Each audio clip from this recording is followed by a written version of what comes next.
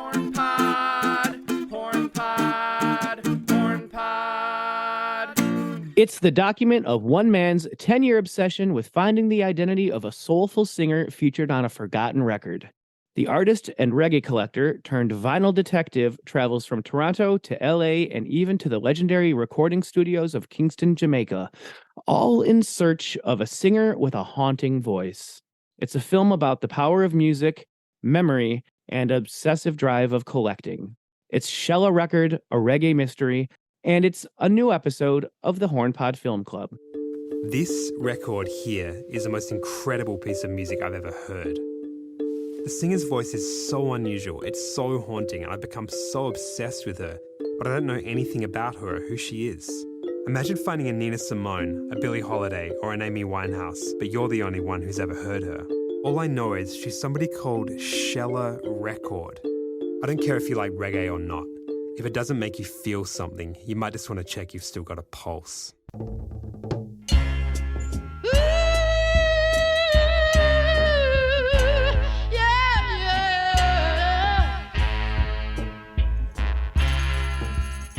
Hey, it's the Hornpod Film Club. Yay! I'm JJ Loy. And me, I'm Matt Wixon. I know that we said at the end of the last episode that we were going to do the classic ska concert film Dance Craze, but we have to kind of postpone that a little because we're hoping to get our hands on a copy of the DVD before we review it. We want to see the upscaled 4K version. And the bonus features and everything that comes with it. Yeah, and it's just taken a while to get to us. I'm so excited about the package, and allegedly we're getting something. JJ gave my mailing address to the British Film Institute, which is gnarly to me. We're hoping to screen it proper, and so yeah, we're gonna push that back a little while, and so we were kind of scrambling. What should we do next? And I kind of suggested, and then Matt insisted that we do this new documentary, Shella Record. And so yeah, we're gonna also do kind of a bit of a format change. Normally we invite a guest and we kind of watch a movie and review it, but tonight we're actually gonna be joined by the filmmaker himself, Chris Flanagan. Welcome to Hornpod. Welcome to the Film Club. Yeah, thank you and welcome. Thanks, guys. Thanks for having me. I appreciate it. So yeah, let me just say first, Chris, I'm glad that we're talking. I'm glad that I got to meet you, because like watching this film, watching this document of like this whole journey that you've taken, I was like, God, man, this is a guy like me. This is absolutely something I would do. And the specifics of your journey are like, if I had heard this song that sent you on this journey, I would want to go on this journey too, because it's an incredible song. And I don't know, like you must be introducing this song to people through this film. And I think that alone is incredible. And I'm just very excited about all of this. I'm sorry for being so long-winded. No, it's great, man. Thank you. I mean, yeah, the whole impetus for this project was I'm listening to one of the most incredible tracks I've ever heard. Surely there's more of this person's music out there. Surely other people know more about it than I do. But discovering pretty early on that wasn't the case, and going on this quest, really, it's been really nice to share this music with, a lot of other people that didn't know it as well, and people who are surprisingly equally enthralled and excited as I am, and as I was the first time I heard the record.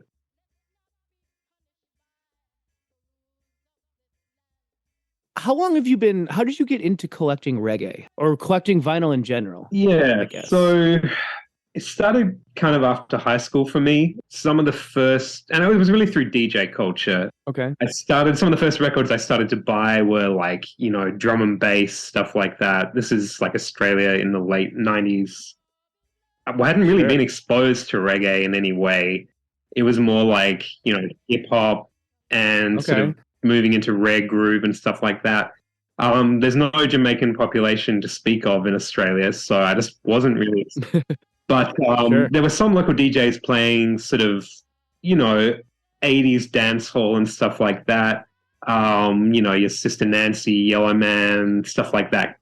And that was kind of an entry point for me. And also some of those compilations from the era as well, because, unlike Toronto, you weren't finding those kind of things. So it was really like reissues And then as I started digging more and more, like I was into soul and funk and rare groove, as I say. So that was really kind of what I was digging for. And you would very rarely find a reggae record. Like it really didn't happen in Australia. And then my partner, Emily, was visiting Australia, many years ago.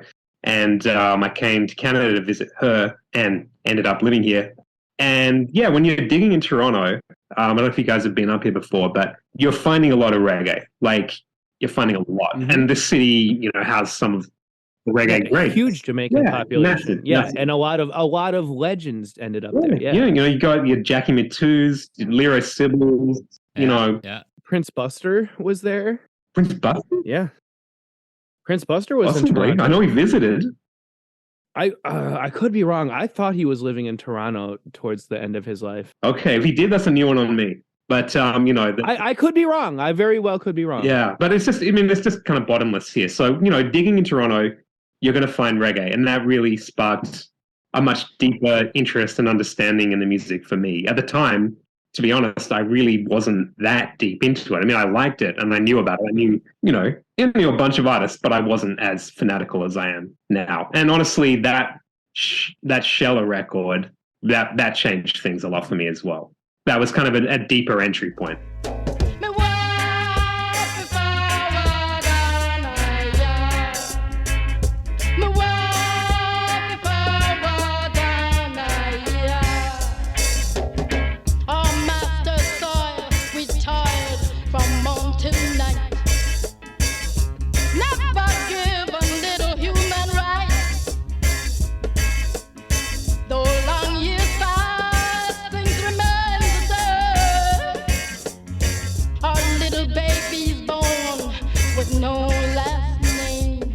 So it was kind of the start of your reggae journey, not just this process, this project. I mean, definitely part of a much deeper obsession understanding, and also kind of personally life-changing in that it has sparked kind of a career change and life change in general. So, the 10 years it took to make this thing, it's like a sort of transition from being, a visual artist, which, I still am, but to filmmaker. Like I really didn't know what the hell I was doing when I started this, and certainly wouldn't have considered myself a filmmaker. It sort of happened throughout the process and the naivety of, starting this journey and making a film without really knowing what I was doing.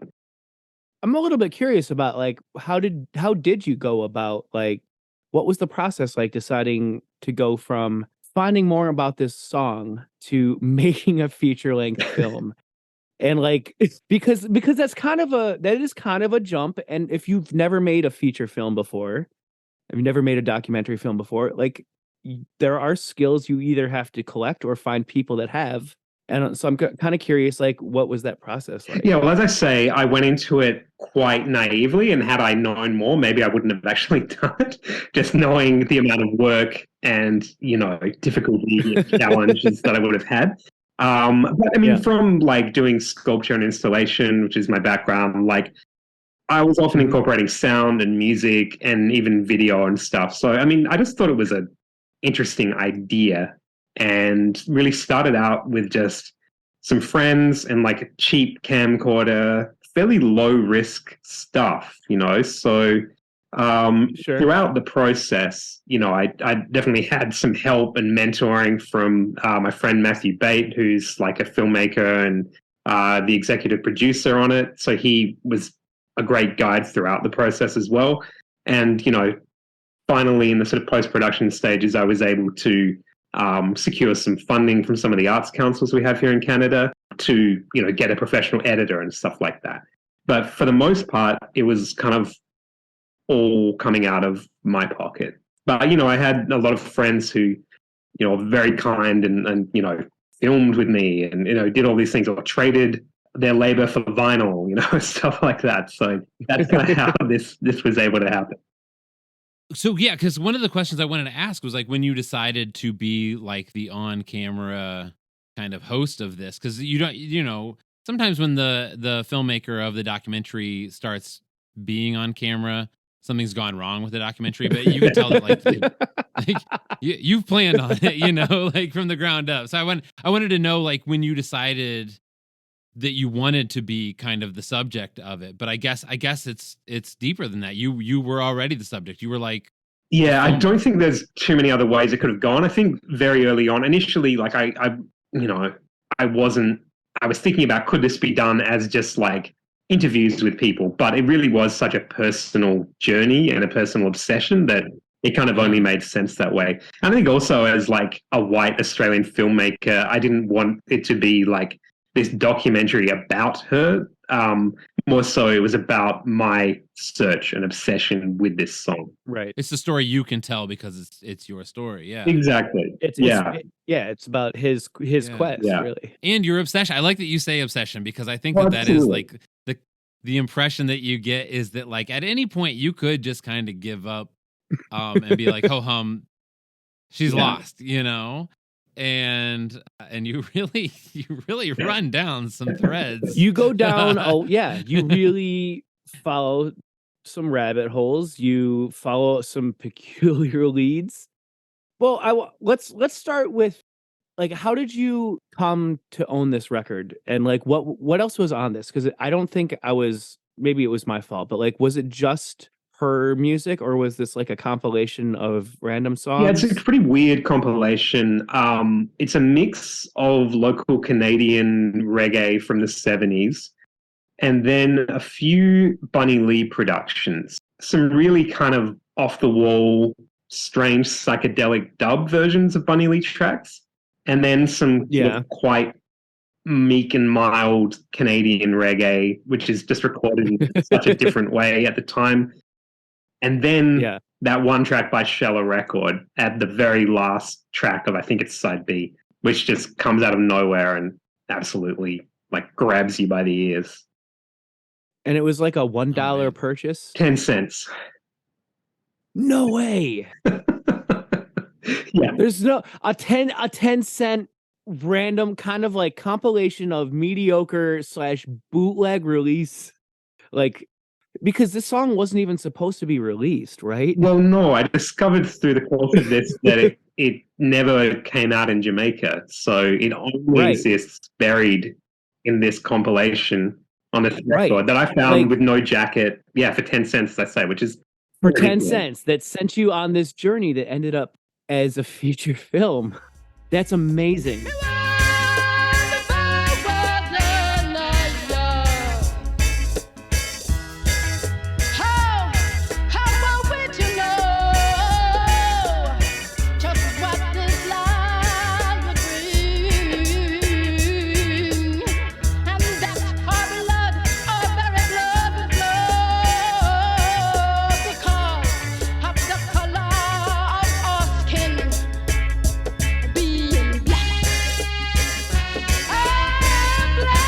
There's a point in the doc where you try to go to the record shop owner who put together this compilation, right? You never quite nailed down what her hesitancy is in the film, but have you ever quite figured out, is it because it's a bootleg that she was so resistant to talk to you? I don't want to get too much into the bootleg aspect. I think there are things I could have done to approach her in a different way that would have, maybe if I'd gone with like friends who were closer with her, that might have had a better outcome. Yeah, so I mean, my intent with that scene, and that's, it's kind of comedic because that's the first time I think we see some of the, we have these figures. They're not quite shadow puppets, but they're these little cardboard sort of silhouettes. That they're actually puppets. It's not animation anyway. It's not even stop motion. It's literally these figures that are being moved in real time. So that's the first time we see me. They're great. They're absolutely great. It's so cool. Me and Monica of Monica's Records, which is the label that put it out. So yeah, it's this kind of funny scene where basically she tells me that she doesn't want anything to do with it. And yeah, again, with that, my intention is, not to. It's more sort of poking fun at myself, really, as my naivety in approaching her as someone who is just kind of clueless. But there is that sense of mystery that, like, once you start poking, you get resistance, and you're like, there's like this, like, I don't know, there's like this feeling like you're on to something, because the way that she she specifically talks to you is like, it's not just like she's shutting you down. It almost seems like an ominous, like, some people leave things buried for a reason.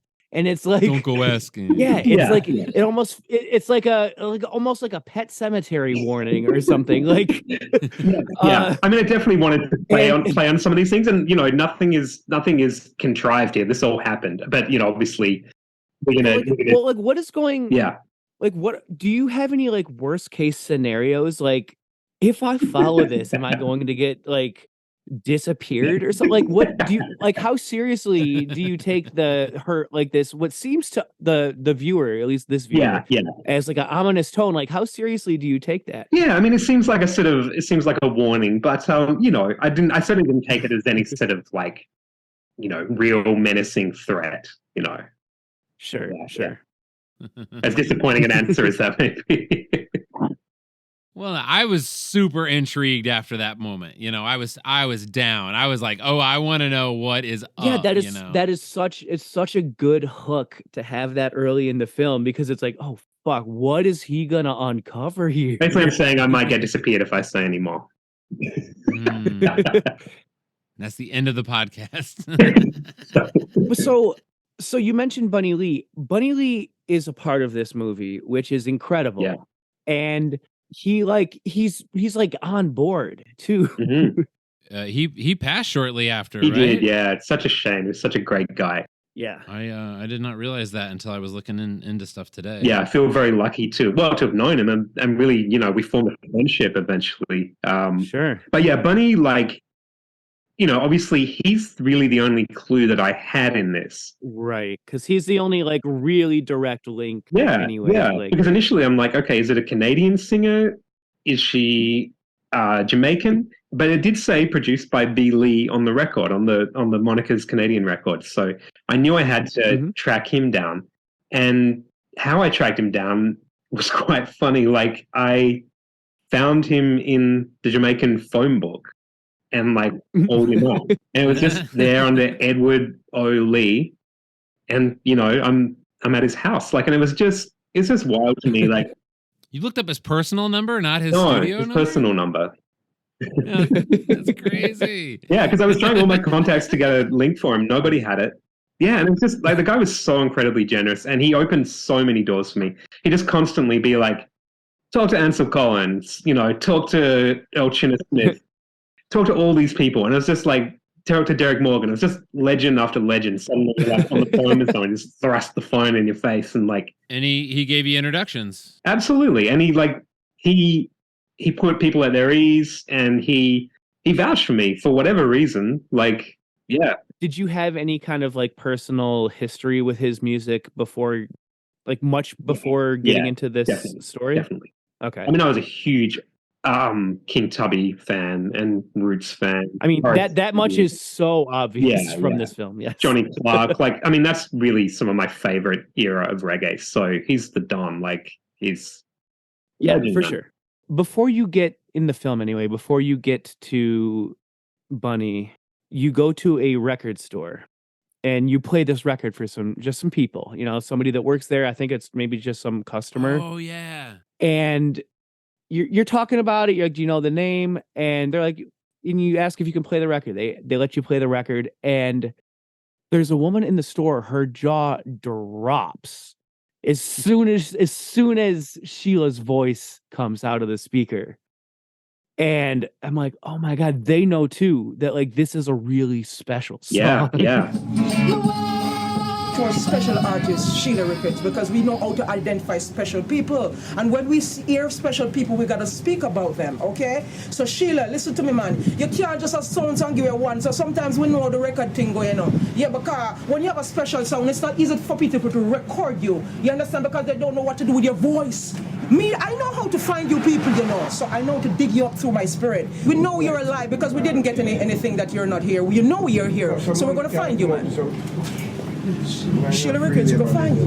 Well, it's always really gratifying when other people hear that in the record that you're so excited about, right? And Some people don't. Some people are like, right. That's kind of off key. I don't really dig it. Like, I'm just like, are you right? Like, but Yeah. like when they are excited about the thing you're excited about, like that's almost some kind of love language or something. It's like, oh, our souls are connecting on a level that like you don't just get every day. No, that's absolutely now. true, and that's very well.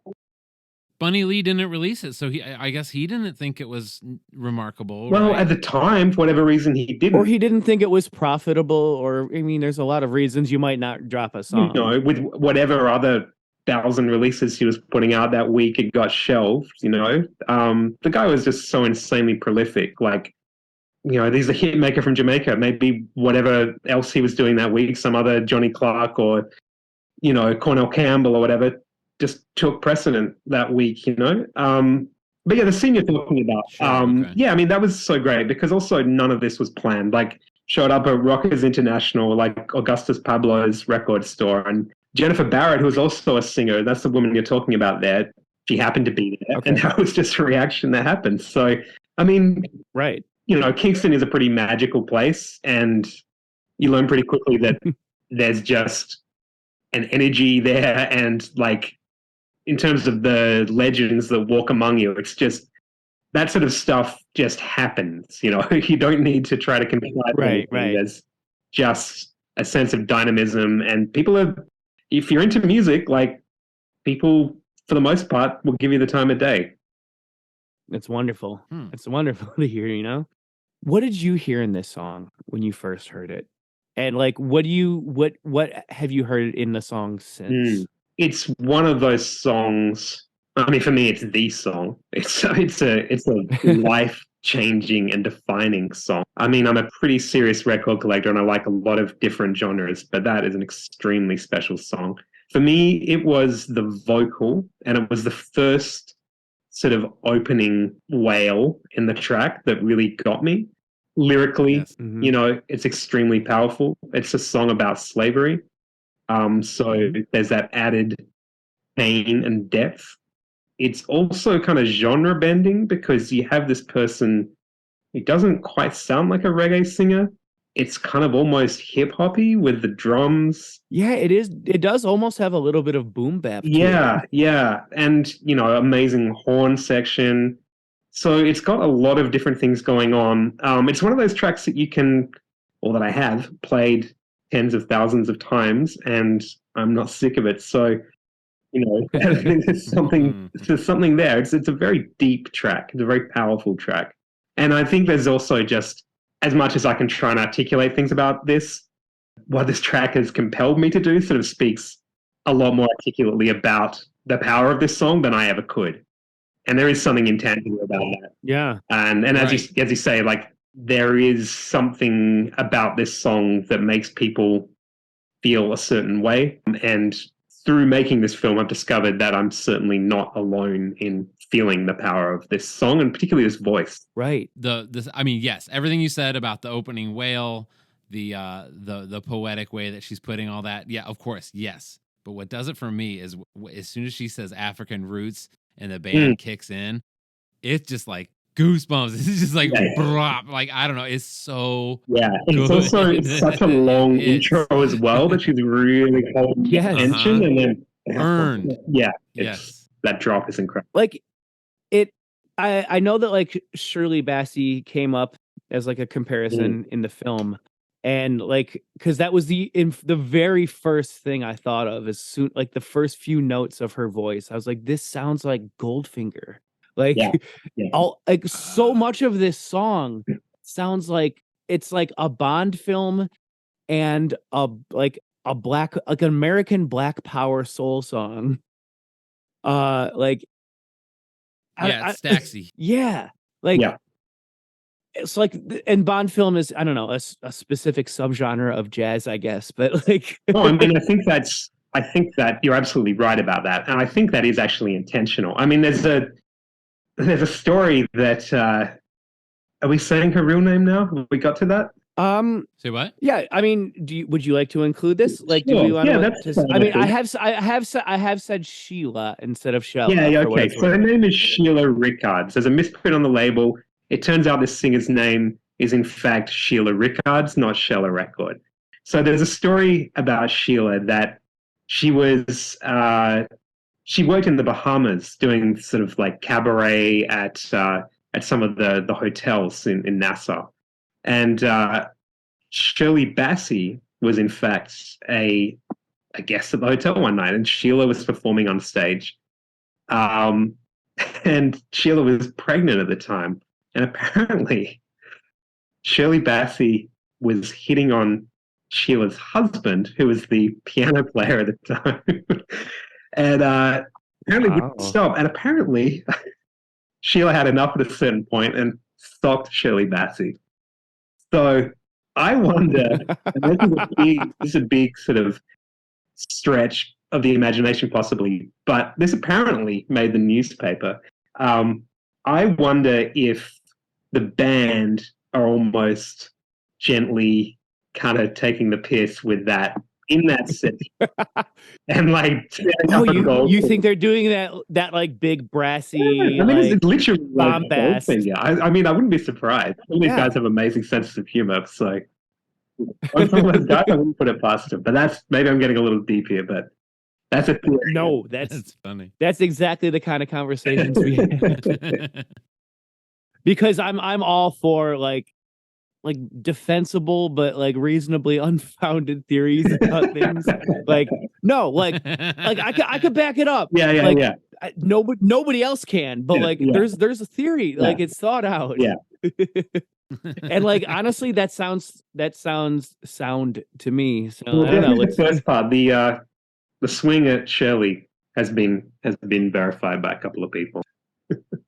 And that's not the only relatively famous. That's not the only American star that she came in contact with in her life. No, either. I mean, the thing kind of to know about Sheila is that she wasn't a reggae singer. No, not at all. She was a jazz singer. She was kind of a cabaret singer almost, a sort of a jazz singer.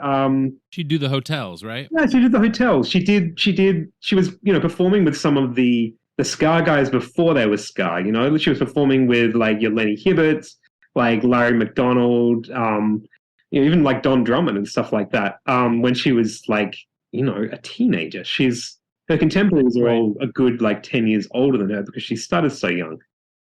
She was performing like for a high society crowd more than the ska and reggae. Yeah. Society, although she didn't come from that world exactly. I mean, she came from Greenwich Town, which, is a West Kingston neighborhood that, it was different in her day, but still was nothing upmarket by any stretch of the imagination. And, her family was like a well-renowned family in the neighborhood and definitely better off than some of the people in the community. But, she was certainly not, this kind of uptown singer exactly, although she may have moved in those circles. Yeah, she was rubbing shoulders with, Sam Cooke, I mean, like Louis Armstrong, all of these kind of people.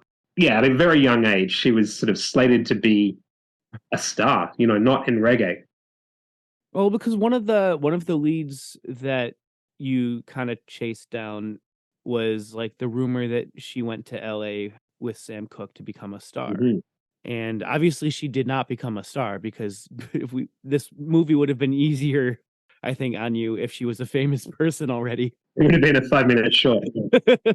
Yeah, so like that's part of the mystery too, is like, oh yeah, I think she went to LA to become a star and we don't know what happened to her when she I mean, you hear all of it. Like, she ended up in New Orleans. She went to, Miami, was one of them. There's a ton of cities that people everywhere. I mean, there was just so many different theories, and even Australia. I mean, but the crazy thing is, I'm finding out like later on that there was a kernel of truth in almost all of these stories. Like she'd spent some time in each city.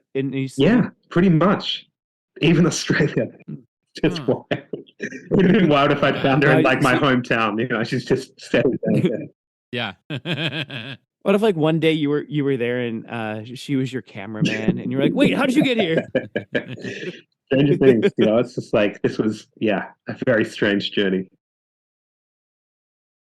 I wanted to ask you something, and you don't have to include it. We can cut it out if you want, but kind of a magic of filmmaking question. Did you really go to Jamaica not knowing what was there to be found, or did you kind of confirm ahead of time that there was some footage waiting? Some footage waiting for me? No. Like something worth shooting. Like if I go to Jamaica, I can film this with this person. You ended up finding some gems, and did you know ahead of time? The only contact I had was Bunny Lee, and I went with nothing else. So many of those things, the spontaneity of it is like pretty damn real. Yeah, there's not a lot of contrivance in there. You really did just you went down there not knowing. Just kind of winged it. Yeah, I mean, this is again the naivety again. Like if you were to talk to like, you have a producer, they'll be like, fuck no. Like, you kind of go with like no leads and, expect to shoot them. I guess that was the dubious part to me, was that like, oh, you really just flew down there not knowing what you were going to find. And no, that's the true part. You really did. Yeah. I mean, that Bunny Lee like opened up all of those doors. And it's like, once you're there, I mean, maybe, I don't know if it's changed. I don't think it really has changed that much. Once you're there, a lot can happen very quickly. And once you have a connection like a Bunny Lee, like doors will open for you that you don't expect. Have you spoken at all to Heather Augustin, friend of the show and ska researcher extraordinaire? Yeah, totally. Yeah, Heather's great. I've never met her, but we've been corresponding over the last, few years. She found some articles about Sheila, which was cool. She mentions her in her first book, I think. Oh no, her book about songbirds, something like that, I think. Songbirds, yeah. Yeah, because when I saw you looking at the copies of the Gleaner and stuff, I was like, oh, I bet that's exactly where Heather does her stuff, because she tells us, looking through ads and obituaries and all that. I love that research aspect. It's super fun. Yeah? Yeah. I think that would be the hardest part about it, especially if you're on the time crunch of like, I have to leave at a certain day, I mean, that's the other thing. We talk about like the contrivances of film, and for sure there are. Like if it was to show the exact chronology, it would be a very long and very boring film. But even like finding that ad in the one bound newspaper that they had from the 70s in the Gleaner archives, it's like, it's right there. Like that happened, within the hour that I was at the Gleaner archives, Speaking of friends of the show, you got to hang out with Larry McDonald. We've interviewed Larry a couple times on the show. Yeah, man. What was that? Was that like just hanging out with him? It looks like you were at his place. Yeah, Larry's the best. And he also came to the when we screened at Doc NYC, he was there. So that was great. We ended up. Yeah, I mean, I feel very honored that I was able to hang out with him. He's a lovely guy. And then when he came to the premiere at Doc NYC, we ended up all hanging out and shutting down the bar. So, yeah, Larry's the best. Have you discovered any other records from her? Yeah, she didn't record a lot. She did a nice ska tune called Say and Do with Mapletoft Poole, who was like the guy that did the Jamaican national anthem. So it's like early 60s, super rare ska 45, which I paid a lot more than 10 cents for. That's cool. Say and do, oh baby, say and do.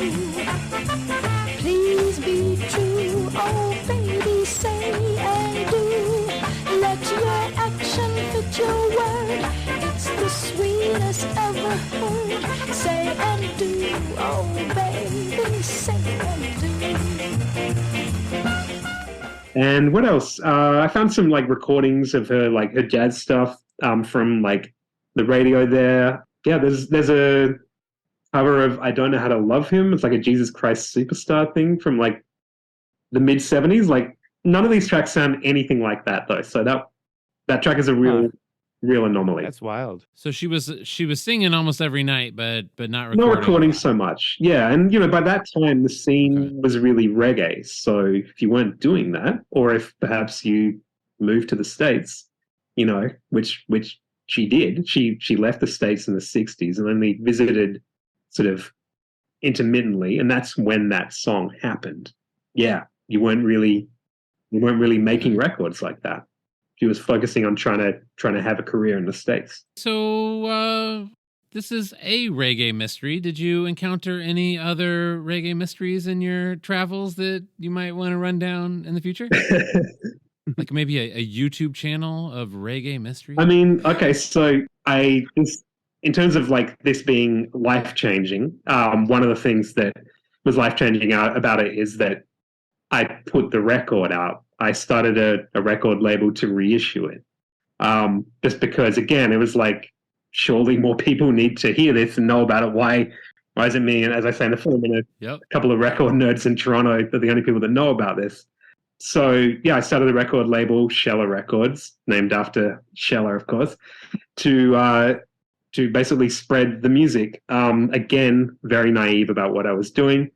Again, Bunny Lee had a hand in that, and I was able to come to a deal with him that worked for me, and I put this record out without having any distribution and just putting it out of my house in Toronto. Luckily, Giles Peterson played it on the radio, and then people came to me. But since then, I've been putting out other records, and there's been more minor reggae mysteries on just about every one of those in terms of trying to find the artist, trying to find the producer. Some of them focus on local Toronto releases. The second one was a guy called Rotterdam, who I was eventually able to track down. And part of what I do, which seems obvious, but not everybody does, is try to track down the artist and make sure they get paid. A lot of people just track down the producer, and given that the producer probably didn't pay them anything back in the day, because that's just how it was. And they probably didn't make much of it either. So yeah, there's a lot of ongoing mysteries and a lot of fun, researching these things. Because I have to say that, like, after a mystery like Shella, it's kind of hard to go back to normal life. I always had an excuse to be like traveling and turning a holiday into some sort of research adventure. Yeah, my partner Emily has just come home, so she knows all about that. Is it the kind of documentary you'd want to make again, or would something like shorter and I don't know. I guess I'm asking, have you learned something from the format? Like, do you like it or do you hate it? What I've learned is that I don't want to do it all myself anymore. I want to collaborate with people. Ideally, it would be nice if there was enough money to make a film when you start out. So I have been very lucky in that while I was making this film, I collaborated with a friend, Graham Matheson, on a film about Stranger Cole and his time in Toronto. So we actually made this. Neat. We filmed it in one afternoon in Kensington Market, which is a neighborhood here where he used to run a store and a record label. And supposedly the first Caribbean business in the neighborhood in the, I guess, mid-70s. And so that film, we just made it to make it with no budget whatsoever. But he's a great camera guy, had all the gear, and is also a great editor. And we made this film together, and we got it into the Hot Docs Film Festival while I was still making Shella. So we actually put out this short before that. Much sort of higher production values. It's, again, very sort of record-centric and somewhat guerrilla. But since then, me and Graham have collaborated on a series about reggae history in Toronto, and some of those names I mentioned: Leroy Sibbles, Nana McLean, Johnny Osborne, the Scarheads, Roy Panton and Yvonne Harrison, who are also up here. So we've shot all of those and are just in the editing stage right now. So yeah, I've sort of... I was hoping you were going to say something like that. That's so exciting. It's great. Yeah. And it's with the National Film Board of Canada, who are also fantastic. So it's been really good. So for sure that I'm wrong about Prince Buster is what you're saying. Pretty much. But I mean, I certainly don't claim to be the world's expert on this. There is bottomless history about even reggae in Toronto that I will never hope to know. If you kind of talk to some of the elders, they might be, oh yeah, Buster was here. Like, you never know. No, I'll just take the L. That's fine. You stabbed him earlier, and then Matt just pulled out the knife, and all the blood just came out. I'm like, you know what? I just want to make sure that we all witness what happened here. Man, shout out Canada for supporting the arts. For real. I think that's so Yeah. cool. That's not such a thing in the States. There's a lot more like private endowments, like from wealthy families, but yeah, not so much arts funding. Like this is going to be on like the utter opposite end of the scope of what our podcast is from this conversation. But like very long ago, I made friends with the now punk band, but early on they were a ska punk band, the Flatliners, who are from Toronto. Okay. And they've self-produced their first album, and it later got re-released on Fat Records, big American punk label. And like I remember talking to them, and they were like, "Yeah, like the government paid for this whole record." I'm like, "What the fuck? Canada's wild." Yeah, I mean, it's definitely a good thing. It's it's dwindling. There's definitely conservative governments that would like to trim all the fat from this wasteful culture and art and useless things like that. People want to make Canada more American again. Yeah, we could.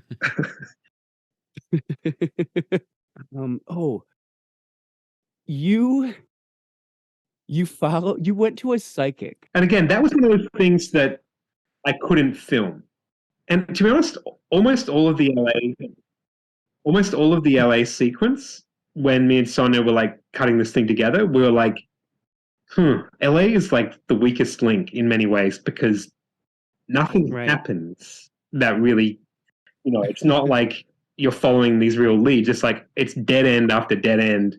But it actually became, in the making of it, one of my favorite chapters, because I was forced to do so many kind of odd creative things to make it work. There's Wait, you're chasing down some like vague name. Yeah, then that's real given to you by a psychic. I mean, yes, I was like, how can I make this work? I've got to add more odd kind of art elements to make this work. And right. What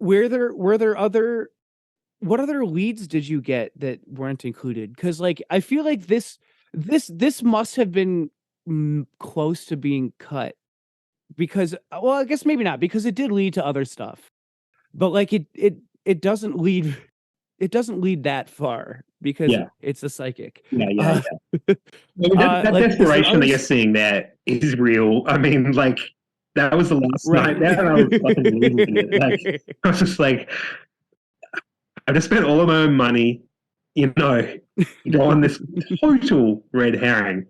Oh, as it turns out, not a total red herring. She was there. I don't know why there was no evidence of that, but I couldn't find any anyway.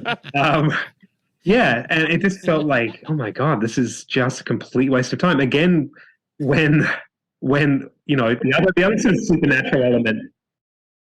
I love, like, you had to have known, like, the odds of this psychic paying off are pretty slim. No, I didn't necessarily think I was. I mean, honestly, I was getting very desperate. I knew it might be interesting to film. You're like, you know what? Yeah. I know who knows unknowable things. That psychic over there.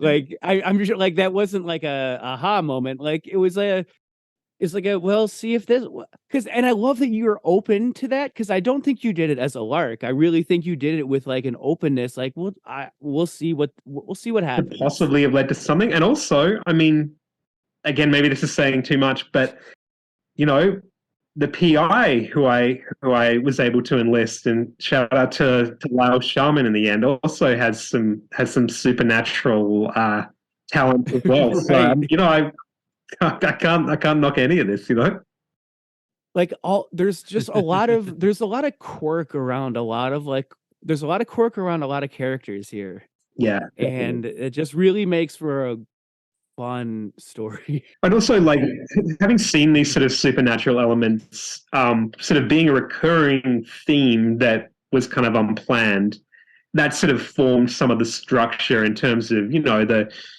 concept of, like, Jamaican duppies, ghosts, and that kind of thing, and weaving that into the story as well. But that's sort of, I mean, it's stuff I'm interested in, but it suggested itself without me having to seek it out,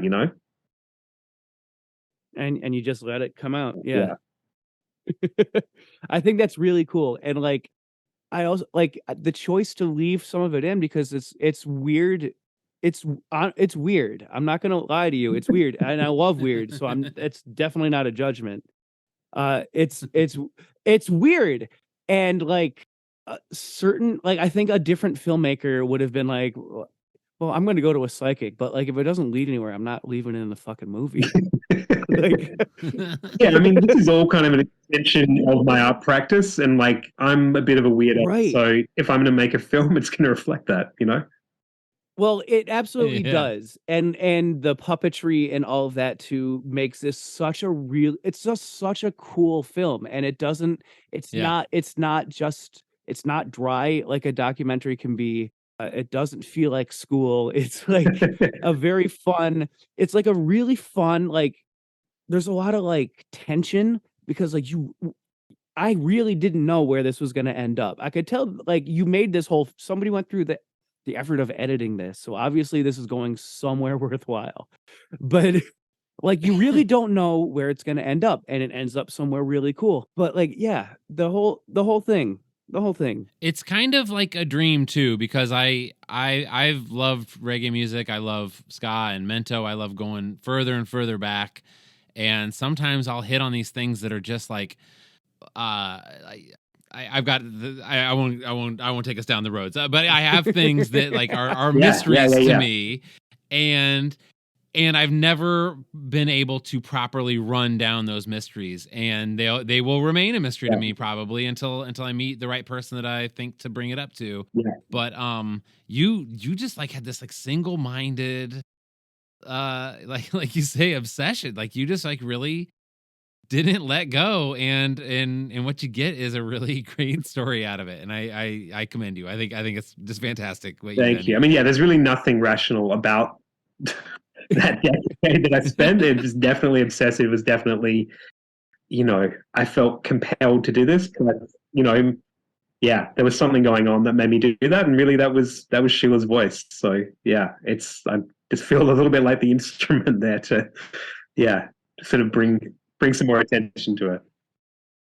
I feel like in a way this is kind of like a victory story for a record obsessive, because like this is kind of like JJ said, like this is what like we all wish we could do for like one song or another. So like you're the guy that actually did it, man. Yeah. Well, yeah, what can I say? It's it was a ridiculous period, and I'm incredibly glad it paid off. And that was through the help of a lot of people, and especially someone like Lyle, who also did this pro bono, the PI.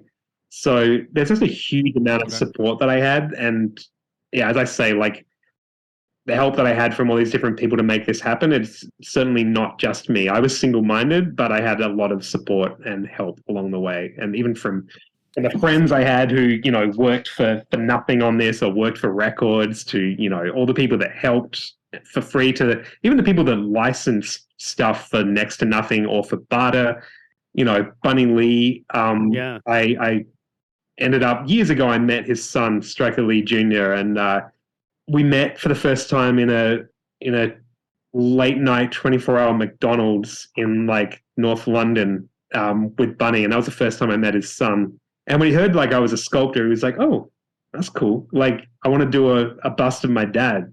And that's something. Oh. Yeah, I'll keep it under wraps for a little bit, but yeah, I mean, I won't share any images or anything, but that ended up being my payment, my license of all this incredible music from Bunny Lee, was that I made this sculpture, which, as in the process of making that, he passed away. So that was obviously a very sad thing, and also added a huge amount of pressure to this thing, because now this is sort of this legacy piece. So yeah, that's something that has recently been completed and is going to be in the museum that Striker Jr. is putting together in the old studio, which has been totally refurbished since the fire that you'll see in the film. and has all sorts of great artifacts. So yeah, that's gonna be open to the public, hopefully later this year. Nice. Very cool. Now that we're aware of what we must do, let us no longer be fools, no longer fools. Let us all be black. Let us all be black. And Jamaican fruit of African roots. Me want the forward and higher. Yeah, me want the forward and higher. I want the forward and higher. Me want the forward and I love to be black. I wanna be black. Let me be black. Black is beautiful. African roots. Well, Chris Flanagan, thank you so much for being on our show. I think this is great. I'm really glad we got to watch your movie, and I'm really glad we got to talk to you about it. Thank you so much. I did not think this ska podcast turned film club was going to end up with an actual filmmaker on it so soon. Okay, nice. And I'm really excited about how it went. And Yeah. it was very nice to meet I think you. it's No, I great. appreciate that. It's always like, again, I did this without really any notion of what I was doing. So the fact that people are seeing it and appreciating it, and the guys like you want to talk to me about the film, I really appreciate that. So yeah, thanks to everyone that's checking it out and has heard the song and is supporting. I really appreciate you guys. I'd also just like to point people to where they can see the film. Sure. Oh, absolutely. It's recently been bootlegged, so I guess that's sort of flattery. Should I not have done that? No, you're just sharing it. It's fine. Damn it, JJ. Oops. We gotta stop pirating the arts of our guests. I would appreciate if you want to check it out. You go to www.shellarecords.com. You can see it everywhere except Amazon, because fuck them. And yeah, I put some money into this, so I get like a tiny trickle back. I definitely appreciate that. And you can also buy the record there and check out the other releases. Oh, you know what? Do you have a sense of which way to purchase or rent the film makes you personally the most money? Yes. Or whoever is making money from this makes the most money? Yeah, thanks for asking. Vimeo is better for me. Okay. So I should not have gotten it on. I bought it on YouTube, but I bought it. I didn't rent That's great. it. Look, if anyone's buying it, that's great. If you're avoiding the torrent sites, which I've now alerted everybody to, yeah, I appreciate that. Anything. I bought it because I had the feeling like I'm gonna want to show this to somebody, and I absolutely am gonna want to show it to somebody. Awesome. Appreciate that. Yeah, Vimeo is best for me, but any like legal medium is much appreciated.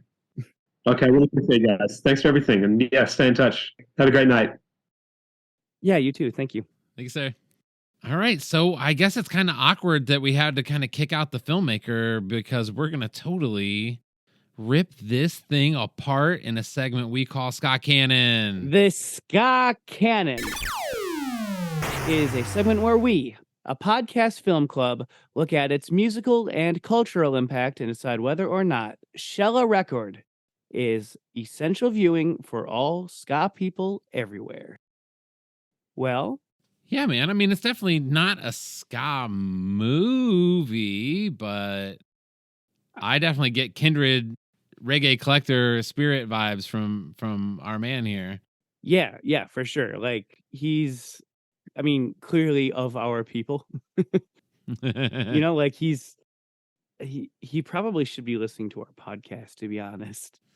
He seems like the type that should listen to our podcast. Well, maybe we got a new listener. Yeah, and the story is a story about, like I said earlier, like it's about like a success story for like that real serious like reggae nerd or whatever collector. Yeah. That said, it's not a ska movie. But Well, I wanted this to be a ska and reggae film club, but yeah. We're talking, yeah. I tell you, I'm inclined to say yes because I think it is aspirational for anybody that wants to do the thing that we do, which is get historical about this music and try to connect to that generation that came before us and made this music, you know. And I don't know, it's the same thing that made you and I like pick up microphones and interview guys we like, you know. But I think on a much higher scale and a much riskier scale too. You know, this guy put it all on the line without knowing what he was really even getting into. He's sort of like the Richard Linklater of reggae fandom. He's like the slacker that could. I think it's what he did is better than starting a zine. It's better than starting a podcast. It's taking reggae fanship to a super level, and I think that's something to be seen by our kids. And if it takes putting it into the canon to get even more people seeing it right now, I'm all for it. I think this is something. You know what? Something to be seen. I think this, like, what the work that went into making this, like the research and all of that, like all of it is like, I feel like basically on par with how like any of Heather's books. I know she does a whole lot of research, but like it's the same kind of project, you know, where it's like, man, and I don't like Heather is a writer, she's a journalist, she's an author, but it's like, what do you have that you can bring to ska, to reggae, with your skills and your passion? Yes. And so she has an absolute passion for this music, and she brings her skill of writing to write these books, and her passion leads her research, and the research makes the books incredible. And the same thing with this guy. Like, he's a visual artist. You can't make, I mean, I guess you could make a sculpture about this song, but like there's so much you could tell a story about this song instead. And the visual artist way of telling a story is like probably a film. And so and again, it's his passion. It's not like anybody's like, this is going to be profitable. This is where the market's at. We need a documentary about an obscure reggae song. It's like his passion and his own wallet that are like driving him towards something, and the results like we all get to benefit from. And so in that sense, I think this might be worth it. This is the same kind of project. He's contributing where he can, and what he's contributing is great. All right, so we're both on board for socking this thing into the canon. Hell yeah! All right. I'm glad he's not here to hear this kiss ass, but hell yeah! I loved it. Yeah, great movie. So yeah, highly recommended. If you are a collector of music, if you are a vinyl collector, if you are a reggae collector, if you are a reggae fan, if you're a music fan, if you've ever had that one song that's like, man, like I've heard a lot of great songs, but there's something like otherworldly about that song. Like this is that kind of song. And like it just leads to this really, really cool, fun. There's suspense. It's funny. Hell yeah. It's really cool. You know, I recommend it. Yeah. Big recommend. Yeah.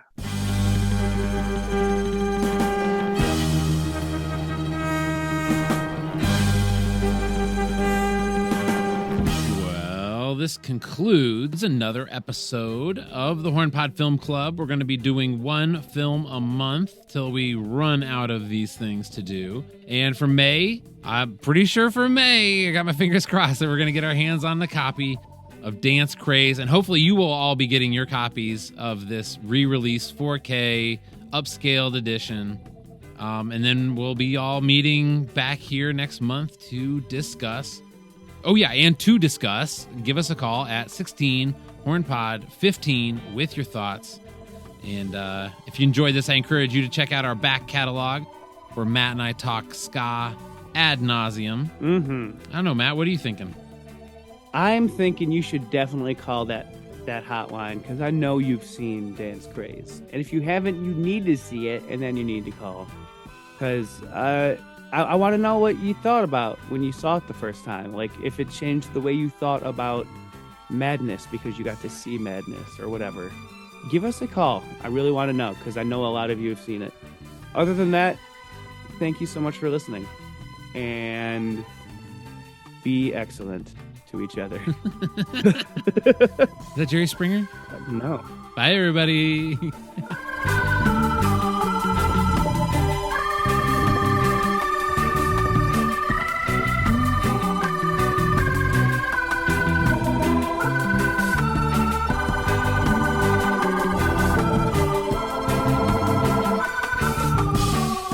Just say that in a certain way, and this is only relevant because I'm not Australian. If you look at this film in a certain way, it's just about an Australian man looking for a Sheila. Oh God! I'm sorry. I think you should have stayed in the bathroom. Look, I wrote it down, and Usually I'm the one that makes everybody groan. I wrote it down, and I'm like, I know this No, is bad. I know it. that there's no graceful way to do this. Yeah, but I didn't start with this. It might have been a much shorter interview. No. No, it's a good one. I'll take it.